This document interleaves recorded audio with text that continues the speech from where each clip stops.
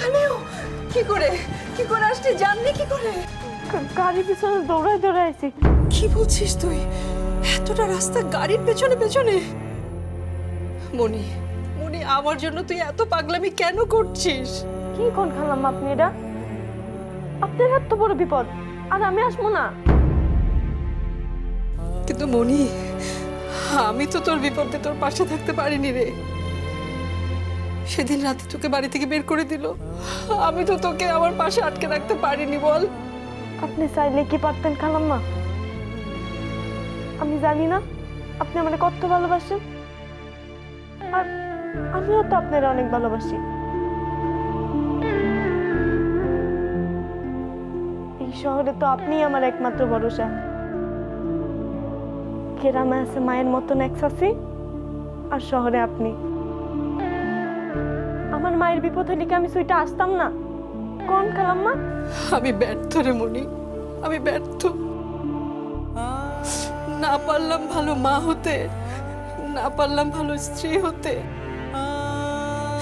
দেখ না, অফিসের একটা কাজ, সেখানে আমি সবকিছু ওলট পালট করে ফেললাম। আমি ব্যর্থ হয়ে গেছি। ব্যর্থতাই কি আর সফলতাই কি আমি তা জানি না।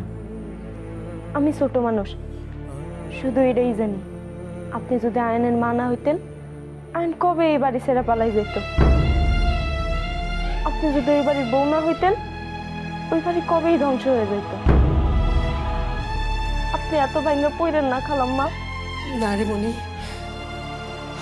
আমার আমার আয়ান যখন জানবে তার মা চোর, আমি চোর, আমি টাকা চুরি করেছি,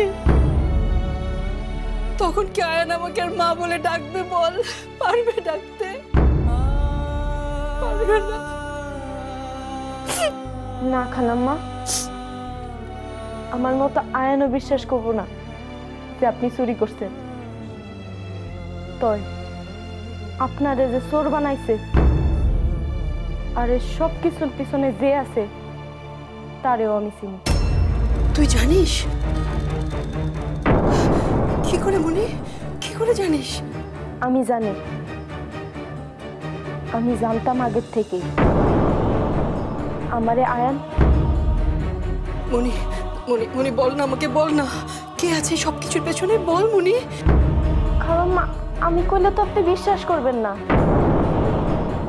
সব কিছুর পেছনে তুমি এখানে? কি সাংঘাতিক মেয়ে রে বাবা! যেখানে যাই সেখানে তুমি আছো। যাও যাও এখান থেকে। আর একটা কথা ছিল, কইতে দেন না। অনেক কথা হইছে। জেল হলে জেলখানায় গিয়ে যত মন চাই কথা বলিস। এখন চল এখান থেকে, চল। খালাম্মা, আপনি ভাঙ্গা পড়েন না। আমি আপনার ছুটাই নিয়ে যামুই যামু। মনি মনি, তুই তো বললি না নামটা।